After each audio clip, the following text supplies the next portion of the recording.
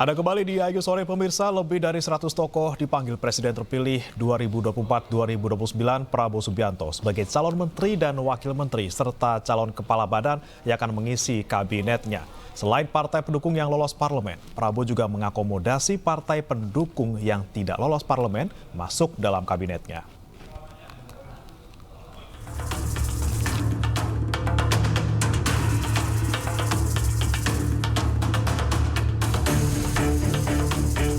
Lebih dari 100 tokoh dipanggil Presiden terpilih periode 2024-2029 Prabowo Subianto sebagai calon menteri dan wakil menteri serta calon kepala badan yang akan mengisi kabinetnya. Pemanggilan dilakukan selama 2 hari di kediaman Prabowo di Kertanegara, Jakarta Selatan. Hari pertama, setidaknya ada 49 tokoh sebagai calon menteri. Sementara di hari kedua, ada 59 tokoh yang dipanggil sebagai calon wakil menteri atau kepala badan yang dipanggil Prabowo. Dari 100 lebih nama yang dipanggil, tidak hanya partai pendukung Prabowo yang lolos parlemen. Partai pendukung yang tidak lolos parlemen pun juga diakomodasi oleh Prabowo Subianto untuk masuk dalam kabinetnya. Meski demikian, menurut Ketua Harian Partai Gerindra Sufmi Dasko Ahmad, nama yang sudah dipanggil tersebut masih dinamis karena masih ada beberapa hari jelang pelantikan Prabowo Subianto. Mungkin masih ada 1-2 nanti yang dinamis sampai dengan tanggal 18 atau terakhir 19 itu mungkin masih ada beberapa pertimbangan. Dari ratusan tokoh tersebut, selain wajah baru, banyak juga wajah lama yang sebelumnya sudah menjabat sebagai menteri di Kabinet Indonesia Maju era Presiden Joko Widodo. Tim Liputan iNews melaporkan. Dan pemirsa, untuk membahas informasi selengkapnya kami telah terhubung dengan juru bicara Prabowo Subianto Daniel Anzar Simanjuntak dan juga nanti akan bergabung menyusul bersama kami pakar politik Adi Praitno. Selamat sore Bang Daniel. Selamat sore Mas, Assalamualaikum. Waalaikumsalam. Bang Daniel, ini Bang Daniel lagi ada di Hambalang atau di Jakarta nih Bang Daniel? Saya baru kembali di Jakarta. Oh, baru kembali ke Jakarta. Jadi tadi pagi sudah ada di Hambalang, sekarang baru balik Jakarta ya Bang ya? Ya. Oke, Bang Daniel, ini pengen kita pastikan lagi nih, ini benar cuma 59 orang yang datang pembekalan hari ini di sana, Bang Daniel? Ya, jadi hari ini pembekalan itu diikuti oleh para calon menteri, pembekalan terkait dengan berbagai hal yang ingin disampaikan Pak Prabowo kepada para calon menteri selama 2 hari ke depan sampai dengan hari esok. Jadi Pak Prabowo mengumpulkan semua calon menteri untuk diberikan pandangan-pandangan beliau terkait dengan fakta dan kondisi geopolitik dan geostrategis, itu sebagai landasan penting untuk membangun kesadaran bersama terkait dengan ancaman yang mungkin kita hadapi 5 tahun ke depan.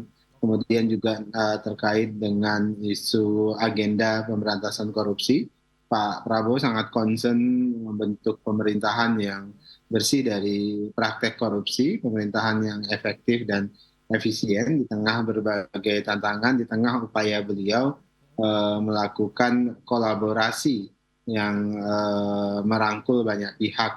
Di tengah upaya itu tentu ada tantangan terkait dengan efisiensi dan efektivitas, sehingga Pak Prabowo memberikan sebutlah wanti-wanti terkait dengan agenda pemberantasan korupsi, agenda pemerintahan yang bersih. Pak Prabowo nanti juga ada disampaikan terkait dengan AI itu oleh beberapa ahli terkait dengan AI dan teknologi, karena Pak Prabowo ingin menghadirkan tradisi ilmu pengetahuan, tradisi teknologi, tradisi perkembangan sains yang muktahir, sehingga para menteri memiliki pemahaman yang sama terkait dengan teknologi-teknologi masa depan itu, sehingga bisa diakomodir dalam kabinet nanti. kemudian juga Pak Prabowo tentu memberikan pembekalan terkait dengan kebutuhan komunikasi dan birokrasi yang tadi saya sebutkan di awal, efektif dan efisien. Kira-kira Daniel, tapi dari 59 orang ini memang itu semuanya calon menteri yang Anda tadi sampaikan atau nyampur juga nih dengan calon wakil menteri dan juga calon kepala badan, Bang Daniel? Ya, calon menteri, calon kepala badan ya. Jadi hadir pada hari ini. Jadi nanti para calon wakil menteri akan diberikan pembekalan setelah pelantikan. Oke, ini 2 hari berarti pesertanya sama 59 orang. Apakah akan ada nambah lagi nih Bang Daniel? Karena kan kemarin yang dipanggil sama Pak Prabowo ke Kertanegara ada lebih dari 100 orang, Bang Daniel. Ya kan yang dipanggil total itu adalah para calon menteri, calon kepala badan, calon wakil menteri dan wakil kepala badan. Jadi tentu yang hari ini dihadirkan yang bergabung adalah para calon menteri, para calon kepala badan. Ingat, ini semuanya calon. Masih calon semuanya ya, karena kemarin Bang Sufmi juga bilangnya masih dinamis, berarti belum fix ya Bang Daniel ya, masih bisa dikocok-kocok sampai nanti sebelum tanggal 20 ya? Tentu, kan ini sangat dinamis, tentu juga Pak Prabowo kan kalau momentum beberapa hari ini adalah momentum evaluatif gitu kan, setelah kita paparkan ke publik terkait dengan para calon menteri, calon kepala badan, calon wakil menteri, dan calon wakil kepala badan, sehingga ada kesempatan publik untuk memberikan assessment, untuk memberikan tanggapan secara juga. Tentu Pak Prabowo memperhatikan semua tanggapan-tanggapan tersebut. Baik, nah saya penasaran nih, mau tanya ke Mas Adi. Mas Adi, selamat sore. Mas Adi, selamat bergabung di Ayu Sore. Selamat sore Mas, Bang Daniel. Baik. Sore. Ya, Mas Adi, ini kan tadi dikatakan oleh Bang Daniel bahwa Pak Prabowo juga ingin melihat seperti apa reaksi masyarakat, tanggapan masyarakat terkait siapa saja sosok-sosok yang kemarin dipanggil gitu ya, dan ini menjadi kandidat calon menteri, calon wamen ataupun calon kepala badan. Nah, kalau dari pandangan Mas Adi sendiri melihat sosok-sosok yang kemarin datang di Kertanegara seperti apa, Mas Adi? Ya sebenarnya yang tahu persis apakah yang datang ke kediaman Prabowo Subianto definitif akan jadi menteri, wakil menteri atau kepala badan, tentu hanyalah Prabowo Subianto yang tahu, Mas. Yang lain kan hanya sifatnya menafsirkan. Tapi kalau kita melihat calon-calon menteri yang sempat juga audiensi seperti yang dilakukan oleh Pak Prabowo, Jokowi melakukan hal yang sama. Tapi kan ada juga beberapa orang yang tidak jadi menteri. Ada pertimbangan politik ya. Tapi biasanya rata-rata yang tidak jadi menteri itu adalah mereka yang keluarnya lewat pintu belakang, bukan lewat pintu depan. Nah kemarin ini rumah Pak Prabowo rata-rata lewat pintu depan semua. Masuknya lewat depan, keluarnya lewat pintu depan. Yang rata-ratanya sepertinya memang hampir bisa dipastikan ya mayoritas mereka akan diumumkan sebagai menteri atau wakil menteri termasuk kepala badan ya. Tapi bagi saya sih sebenarnya terlepas dari menteri ataupun tidak, ini tentu semacam soft launching yang sepertinya ingin dilakukan oleh Prabowo Subianto terkait dengan sejumlah menteri dan wakil yang saya kira ini akan membantu selama 5 tahun di masa yang akan datang. Dulu biasanya di zamannya SBY ataupun Jokowi, soal audisi calon menteri ini kan biasanya sehari dilakukan setelah pelantikan. Ini justru dilakukan seminggu sebelum tanggal 20 ya, pelantikan presiden terpilih dan wapres terpilih.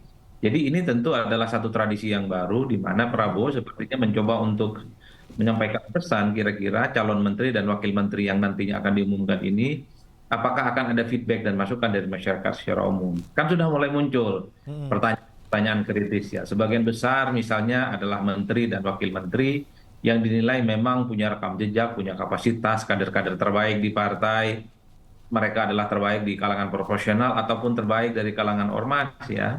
Tapi ada juga yang nama-nama yang muncul ini relatif debutan dan tentu memancing perdebatan. Misalnya mantan istrinya Pak Ahok ya.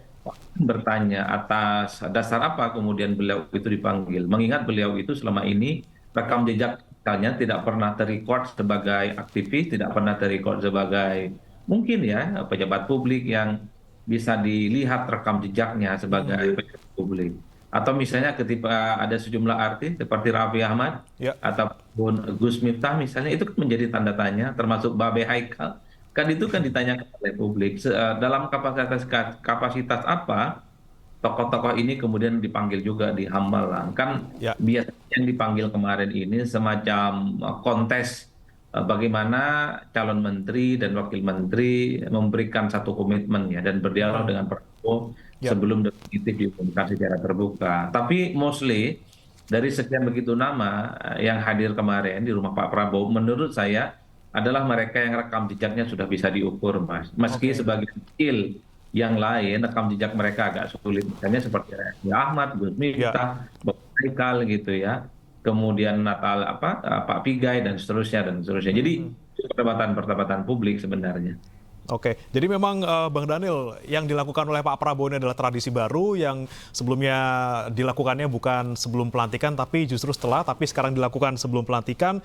Ini sebenarnya untuk cek ombak sebenarnya atau seperti apa sih Bang Daniel? Dan apakah hal ini juga efisien nantinya? Kan mereka yang hari ini sudah pembekalan, tapi nanti kemudian dikocok ulang lagi. Apakah butuh pembekalan lagi nanti Bang Daniel? Ya, yang jelas ini kan sebenarnya kalau bagi kami yang di internal Pak Prabowo ini adalah tradisi biasa bagi Pak Prabowo. Memang pembekalan sebelum masuk ke arena dalam tanda kutip arena pengabdian itu Pak Prabowo selalu mengumpulkan, melakukan pembekalan, mempersamakan persepsi, membangun kekompakan tim dan macam-macam. Nah itu yang selalu memang jamak dan selalu dilakukan oleh Pak Prabowo ketika membangun tim atau melepas pejabat-pejabat publik yang beliau bina, termasuk dalam semua palagan pengabdian. Jadi ini hal yang biasa dan yang jelas kalau nanti ada tiba-tiba ada kocok ulang, ada dinamika, ada yang tidak bersesuaian, misalnya ada juga yang tanggapan publik kemudian mungkin tidak terikot oleh Pak Prabowo dan tim kecil, tapi kemudian ketika dihamparkan tokoh-tokoh ini kemudian ada record ternyata, nah itu kan bisa menjadi evaluasi bagi Pak Prabowo dan tim kecil beliau. Ya. Dan positifnya tentu kebermanfaatan terkait dengan model yang sedang dilakukan Pak Prabowo itu ini ada seperti itu. Tidak ada kesempatan publik untuk memberikan tanggapan, evaluasi dan sebagainya. Baik, Bang Daniel, ini kan yang bisa dilihat masyarakat kan yang lewat jalur depan di pintu depan ceritanya yang kemarin pada datang ke Kertanegara. Nah, kalau tadi Mas Adi bilang ada yang lewat jalur belakang, ini bagaimana nih Bang Daniel? Sudah ada yang masuk? Mungkin tadi ada Pak BG yang katanya disebut ini utusannya PDIP seperti itu, Bang Daniel? Di mana itu maksudnya? Di Hambalang? Di Hambalang hari ini, ya hari ini tadi pagi, Pak BG.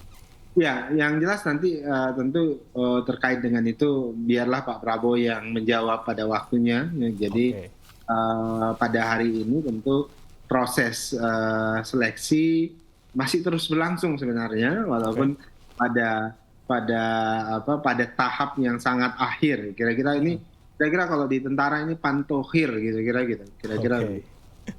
Baik. Saya mau ke Mas Adi. Mas Adi, ini kan ada belasan calon menteri yang juga saat ini masih menjabat sebagai menteri di kabinet Pak Jokowi dan diperkirakan masuk kembali di kabinetnya Pak Prabowo.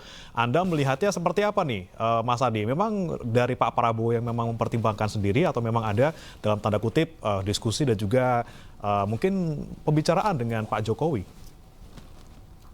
Ya, saya kira memang sulit untuk bisa membantah bahwa mayoritas menteri Jokowi kembali dipercaya untuk menjadi menterinya Prabowo ini bagian dari isu keberlanjutan yang kemudian direalisasikan.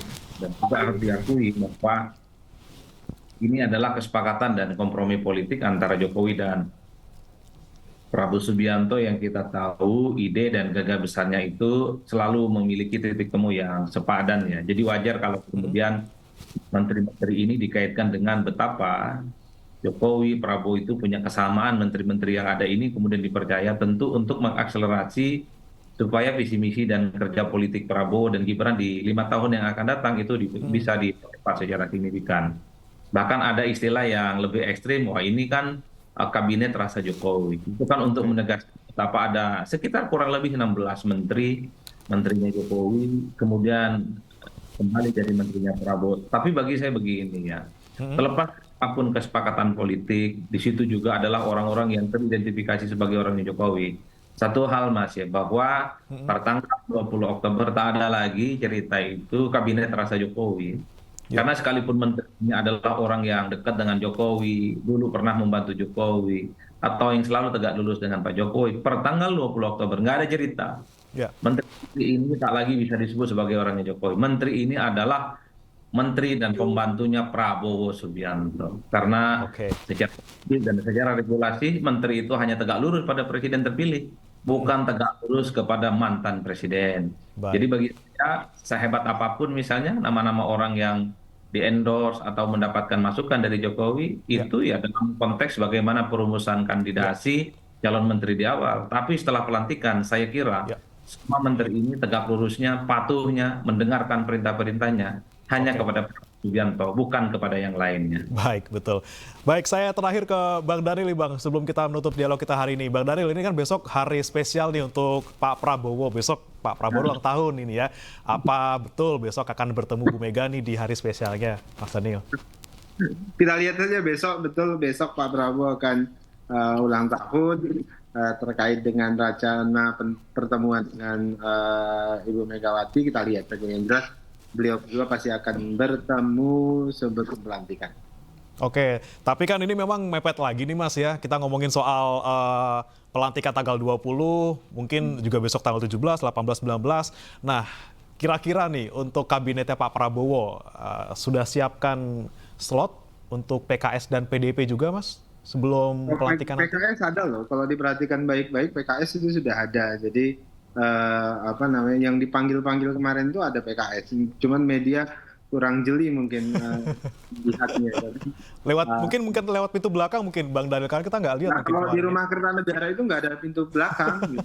Pintu belakang itu udah tembok langsung, jadi pasti lewat pintu depan. Oke, baik. Terima kasih Bang Daniel Anzar Simanjuntak, juru bicara Prabowo Subianto, dan juga terima kasih Mas Adi Praetno, pakar politik, sudah bergabung bersama kami di AIG Sore. Selamat sore. Waalaikumsalam. Waalaikumsalam. Selamat Bang Daniel.